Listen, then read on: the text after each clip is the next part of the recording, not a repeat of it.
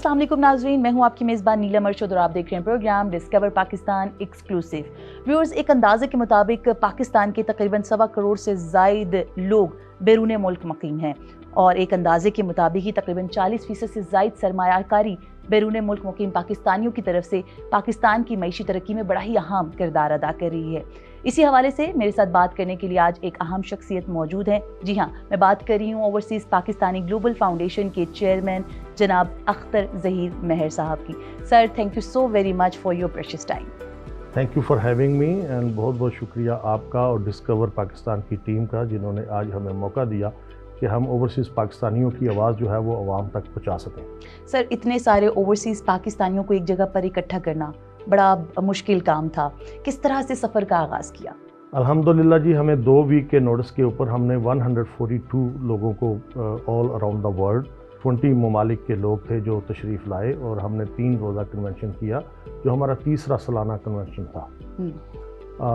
पहले दिन हम अपने अदारे जो हमारा ओवरसीज़ फाउंडेशन है, जो हमारी वजारत है, वहाँ गए।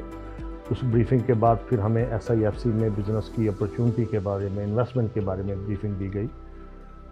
फिर हम जो है वो हमें ISPR के DG साहब जो है उन्होंने इनवाइट किया, हम वहाँ गए और ज़िंदगी में पहली दफ़ा ऐसा हुआ कि पाक फ़ौज के एक अदारे ने ओवरसीज़ पाकिस्तानियों को ये साबित किया कि आप हमारी रियासत का असासा है, पाकिस्तान का असासा है, किसी सियासी जमात या किसी ग्रोह का असासा नहीं है। तो ओवरसीज़ पाकिस्तानियों ने वहाँ बड़ी वालहाना तरीके से जो है वो उनका इस्तकबाल किया गया और उन्होंने बड़े जज्बाती अंदाज के अंदर पेश आए और ओवरसीज़ पाकिस्तानियों को पहली दफ़ा इस अदारे की तरफ से अवार्ड भी दिए गए। फिर उसके बाद हमने जनाब ऑनरेबल प्राइम मिनिस्टर मियां शहबाज शरीफ साहब से हमारा इंस्ट्रक्शन था उनके हाउस के अंदर, घर के अंदर, तो वहाँ हमने एक तराना रिलीज़ किया जो पाकिस्तान की कौम और पाकिस्तान के अदारों के लिए पेश किया गया है कि ये जो महफूज धरती है इसके पीछे वर्दी है। कौम के बेटे जब मट्टी की खातर जानों के नजराने देते हैं, दुश्मन की मैली निगाहों को उठने से पहले सुला देते हैं, ये जो दुश्मन के रुख पे खौफ की धरती है इसके पीछे वर्दी है। वाह सर, 7 साल हो गए इस फाउंडेशन को बने हुए। What was the idea behind it? क्या ज़रूरत क्या पड़ी आपको इस फाउंडेशन को बनाने की? आज से 7 साल पहले ओवरसीज़ पाकिस्तानियों का कोई ऐसा फोरम नहीं था जहां ओवरसीज़ पाकिस्तानी अपने मसाइल के लिए बैक होम, जहां से हम आए हैं अपनी मदरलैंड, वहां के मसाइल के जो हमें मसाइल पेश आते हैं उनके ऊपर कोई काम किया जाए और उसकी एडवोकेसी की जाए और हुकूमत वक्त को बताया जाए कि हमारे क्या क्या मुतालबात हैं और हमारे कौन कौन से हकूक़ हैं जो वायलेट हो रहे हैं। तो इस सिलसिले में मैंने और मेरे रफ़ाका ने मिलकर एक फोरम बनाया जिसका नाम ओवरसीज़ पाकिस्तानी ग्लोबल फाउंडेशन रखा। तो आज वो जो है वो फोरम जो है एक तनावर दरख्त बन चुका है और माशाल्लाह अपनी कामयाबी की बुलंदियों पे है। बिल्कुल, 7 साल हो चुके हैं और इन 7 सालों में आपने, जिसे कहते हैं ना, एक बीज से इसकी बुनियाद रखी और अभी ये तनावर दरख्त बन चुका है। बहुत सारे ममालिक के जो लोग हैं ओवरसीज़ हैं, आपने उनको एक जगह पर इकट्ठा कर दिया। किन किन चीज़ों पर काम किया है अभी तक? इस हालिया जो हमारा जो तीसरा कन्वेंशन था, पहला हमने न्यूयॉर्क में किया, दूसरा हमने पाकिस्तान में किया था, तीसरा फिर पाकिस्तान में कर रहे हैं। हमारी सबसे बड़ी कामयाबी यह है कि प्राइम मिनिस्टर ऑफ पाकिस्तान ने एग्जीक्यूटिव आर्डर लिया हमारी डिमांड्स के ऊपर। हम उनसे मिले, हमने उनसे डिमांड्स पेश की तो उन्होंने ओवरसीज़ पाकिस्तानियों के लिए पूरे पाकिस्तान के अंदर जो एयरपोर्ट है वहाँ ग्रीन चैनल का ऐलान कर दिया। ये ग्रीन चैनल जो है वो दोबारा खोला जाएगा और उसके साथ साथ हमारा एक बहुत दरीना मुतालबा था कि हमारा फ़ोन जो है, हमने टैक्स देकर फ़ोन लिया जिस मुल्क में रहते हैं, तो वाई कि हम दोबारा इस मुल्क में आए और टैक्स पे करें, ये तो दुनिया में कहीं पूरी दुनिया में ऐसा नहीं होता है। तो ये हमने मुतालबा किया, जो उन्होंने उसके लिए कमेटी बना दी। और जो तीसरी बात है कि हमने उनसे जिक्र किया कि ओवरसीज़ पाकिस्तानियों के लिए एक दिन होना चाहिए कि पूरी दुनिया के ओवरसीज़ पाकिस्तानी इस्लामाबाद में आएँ, लाहौर में आएँ, इकट्ठे हों, जहाँ एक फेस्टिवल का समा हो और वो उनके मुतालबात भी पूरे किए जाए, उनके जायज़ जो मुतालबे हैं वो भी किए जाए और साथ साथ में बिज़नेस भी किया जाए, खेलें भी की जाए, उसमें फेस्टिवल हो, हमारी यूथ को इन्वॉल्व किया जाए। तो उन्होंने यूथ फेस्टिवल के लिए भी एक कमेटी बना दी है। ज़बरदस्त। तो आपने बहुत सारी जो डिमांड्स रखी हैं उन पर काम होना शुरू हो गया, ये कहना चाहिए? जी, इंशाअल्लाह ताला हमें भरपूर उम्मीद है कि देखिए इस वक्त पहली दफ़ा پرائم منسٹر آفس کے دروازے ایک سول سوسائٹی کے لیے، سول سوسائٹی کی NGO کے لیے کھلے ہیں، یہ ایک بہت ہی بڑا کارنامہ ہے اس گورنمنٹ کا، ان کا کہ انہوں نے اوورسیز پاکستانیوں کے لیے یہ ثابت کیا کہ آپ ہمارا اثاثہ ہے، آپ اس ملک میں آئیں، یہ آپ کا ملک ہے۔ آپ کی اگر ریسنٹ پاسٹ کی بات کی جائے تو اس میں آپ لوگوں نے قیدیوں کی رہائی کے لیے بڑا اہم کام کیا، اس کا ذرا ہمیں بتائیں کہ وہ کیا سوچ کر آپ نے یہ سوچا ایکچولی کہ یہ جو جیل میں قیدی موجود ہیں ان کی رہائی کے لیے اوورسیز پاکستانیوں کو بھی کچھ کرنا چاہیے؟ آج سے 3-3.5 سال پہلے، اباؤٹ 4 ایئر کہہ لیں، ہمارے جو وائس چیئرمین ہیں شیخ شکیل صاحب، انہوں نے ایک انیشیٹو اٹھایا، انہوں نے سعودی عرب کے اندر جتنے بھی قیدی تھے ان کی ڈیٹیل اکٹھی کی اور پھر زلفی بخاری صاحب کے پاس گیا جو اس وقت کے پرائم منسٹر کے جو ایڈوائزر تھے اوورسیز کے، تو انہوں نے ان کو پیش کی، تو الحمدللہ پھر انہوں نے انیشیٹو لیا اور انہوں نے اپنے نام سے لیا، بٹ ہماری بیسک ہماری تجویز تھی، تو پھر وہ اوورسیز جو جیلوں میں لوگ تھے ان کو چھڑایا گیا، عمران خان صاحب نے بھی اس کے اوپر بات کی، تو یہ ہمارا بہت بڑا کارنامہ تھا اس وقت۔ اور اس کے ساتھ ساتھ جو ہمارا درینہ مسئلہ ہے وہ ہے ہماری جائیدادوں پہ قبضے۔ سر ابھی آپ کا جو ریسنٹ وزٹ ہے وہ تو بڑا ہی کلرفل چل رہا ہے، دیکھا جا رہا ہے کہ پرائم منسٹر آف پاکستان کی طرف سے آپ کو والہانہ استقبال جو ہے وہ کیا گیا اور ہائی آفیشلز کے ساتھ میٹنگز بھی چل رہی ہیں، کیا کیا درینہ مطالبات ہیں آپ کے اس وزٹ میں ابھی تک؟ دیکھیں جو موجودہ پرائم منسٹر آف پاکستان ہے نا مسٹر میاں محمد شہباز شریف صاحب، انہوں نے اوورسیز پاکستانیوں کے مسائل کے یہ پائنیئر ہیں۔ انہوں نے 2014 کا اوورسیز ایکٹ بنایا جب یہ پنجاب اسمبلی کے اندر چیف منسٹر تھے، انہوں نے اوورسیز پاکستان کمیشن بنایا، پنجاب کمیشن بنایا، اور اس کے ساتھ ساتھ انہوں نے بڑا والہانہ استقبال کیا اوورسیز پاکستانیوں کا۔ اور خوشی کی بات یہ ہے کہ یہ جتنے بھی لوگ آئے تھے کسی کا بھی تعلق کسی سیاسی جماعت سے نہیں تھا، نہ کہ ان کی بھی سیاسی پارٹی سے نہیں تھا، یہ سول سوسائٹی کے لوگ تھے۔ تو ہم نے 5 مطالبات پیش کیے، جن پہ ایک مطالبے کے اوپر انہوں نے ایگزیکٹو آرڈر لیا، 3 کے اوپر انہوں نے کمیٹیاں بنا دی، اور اس کے اندر ہماری جائیداد کا جو ایشو تھا، پوری دنیا کے اندر آپ کہیں بھی چلے جائیں، ہمارے ایسٹ افریقہ کے اندر ہمارے بہت سارے پاکستانی رہتے ہیں، وہاں سے آئے بھی تھے، کسی جگہ پہ ایسا نہیں ہوتا ہے کہ وہاں کی سول سوسائٹی جو ملک جہاں رہتے ہیں وہاں کی سول سوسائٹی جو ہے وہ ان زمینوں پر ان کے گھروں پر قبضہ کر لے۔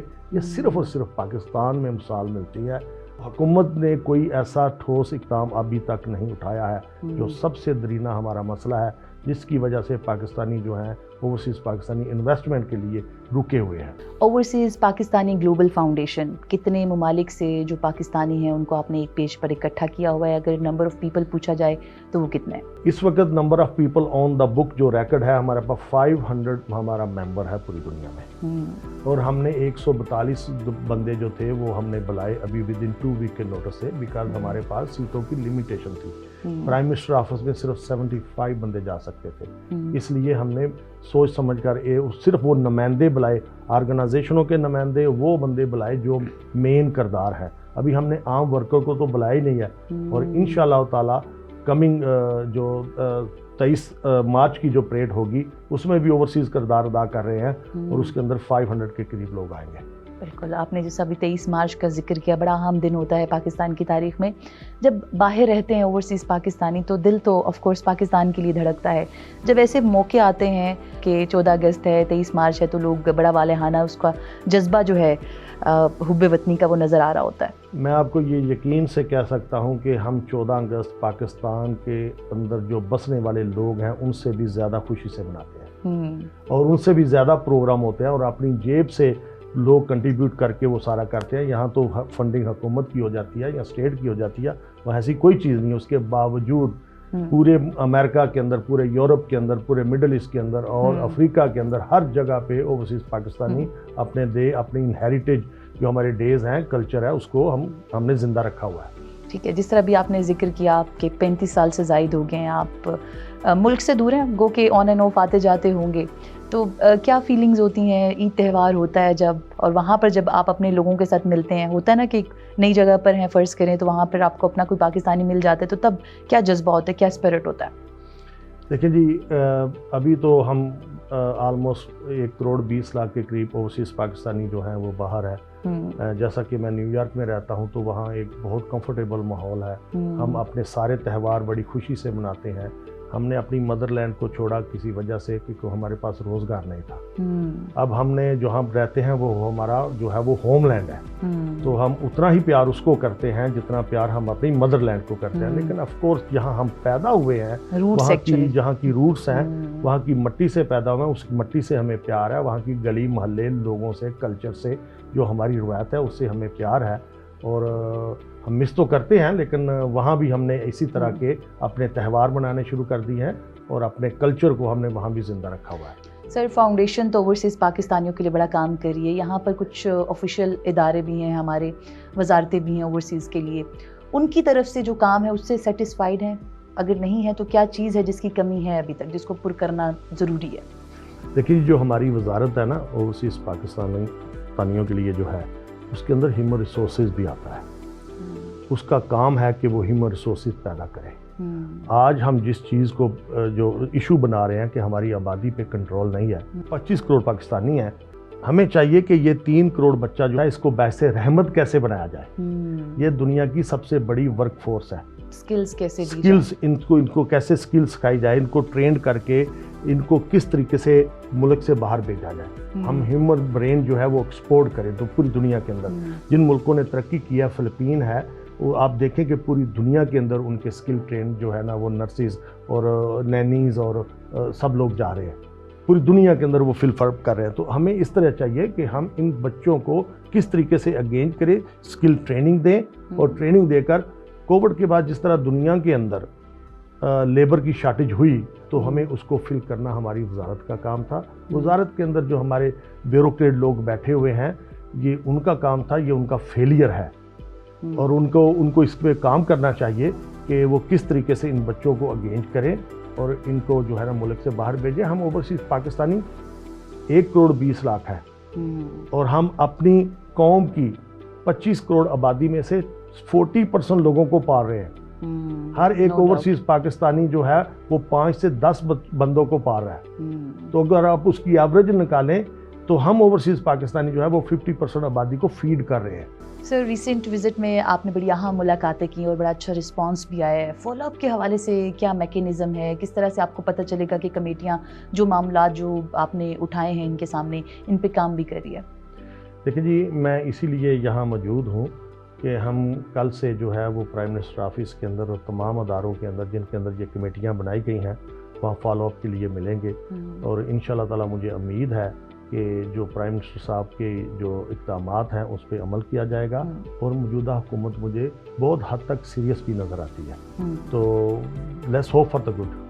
چلیں, best of luck sir. Professional تو بہت باتیں ہوگی, کچھ ذرا ذاتی زندگی کے حوالے سے بھی میں جاننا چاہوں گی. 35 سال سے زائد ہو گیا, بزنس مین ہیں آپ. اگر آج بزنس مین نہ ہوتے تو آپ کیا ہوتے؟ میرا بچپن سے ہی شوق تھا کہ میں بزنس کروں. تو ابھی اللہ تعالیٰ نے مجھے موقع دیا کہ میں ایک بہت اچھے ملک چلا گیا, اور وہاں اس ملک کی ہم نے قدر و قیمت کو جانچا, اور اچھے معاشرے میں رہتے ہوئے ہم نے ایک کامیاب بزنس مین کی طرف ابھرے. تو اگر میں یہاں ہوتا تو یہاں بھی بزنس کر رہا ہوتا تو پتہ نہیں زندگی کس طرف لے کے جا چکی ہوتی. But I'm fully satisfied the where I'm living. United State جو ہے وہ ڈریم لینڈ ہے, اور وہاں کے قانون بہت اچھے ہیں, لوگ بہت اچھے ہیں, اور وہ ہم نے جو ہے وہ اپنی مرضی سے وہ چنا ہے. تو I am very satisfied and happy. Okay, family کے بارے میں بتائیے گا. ایک مصروف آدمی ہے, کس طرح سے فیملی کو ٹائم دیتے ہیں, کس طرح سے اوورسیز پاکستانیوں کو ٹائم دیتے ہیں, ویلفیئر کو ٹائم دے رہے ہیں؟ جیسے ویلفیئر کے لیے مجھے ٹائم نکالنا پڑتا ہے اپنے بزنس سے, بٹ الحمدللہ I have my own business, تو میں اس کے اندر سے مینیج کر لیتا ہوں.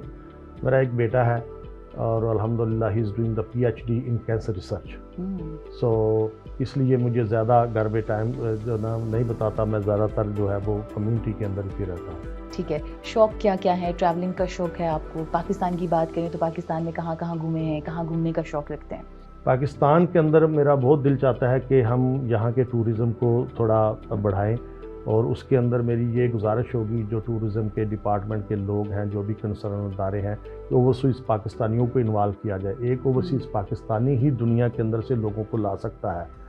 اور پاکستان کے اندر پوری دنیا میں سفر کر رہا ہوں, اپنی آرگنائزیشن کے حوالے سے گھوم رہا ہوں. اور میرا شوق یہی ہے کہ میں اپنی کمیونٹی کے ویلفیئر کے لیے کام کروں، یہی میرا مقصد ہے۔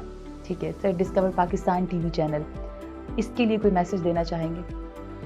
ٹیم ڈسکور پاکستان کو میں مبارکباد دیتا ہوں کہ جس طرح انہوں نے اپنا کام شروع کیا ہے، پاکستان کے ایک مثبت پہلو کو اجاگر کر رہے ہیں اور اوورسیز پاکستانیوں کی آواز جو ہے وہ دنیا تک پہنچا رہے ہیں، تو میں تہہ دل سے ان کا شکر گزار ہوں۔ I really appreciate and deeply thankful to the whole team, especially to you and the whole team. You're working great. Sir, thank you so very much for your kind words for Discover Pakistan and your precious time. Thank you. So viewers, آج discover Pakistan exclusive کے مہمان خصوصی تھے overseas Pakistani global foundation کے chairman جناب اختر ظہیر مہر صاحب۔ آج ہمیں جاننے کا موقع ملا کہ کس طرح سے بیرون ملک مقیم پاکستانی باہر رہتے ہوئے بھی پاکستان کی ترقی کے لیے اہم کردار ادا کر رہے ہیں۔ یہ پاکستان کا اثاثہ تھے، ہیں اور آئندہ بھی رہیں گے۔ ہوپ فلی آپ کو آج کا پروگرام اچھا لگا ہوگا۔ آپ سے ملاقات ہوگی اب اگلے ہفتے۔ Till then keep watching discover Pakistan.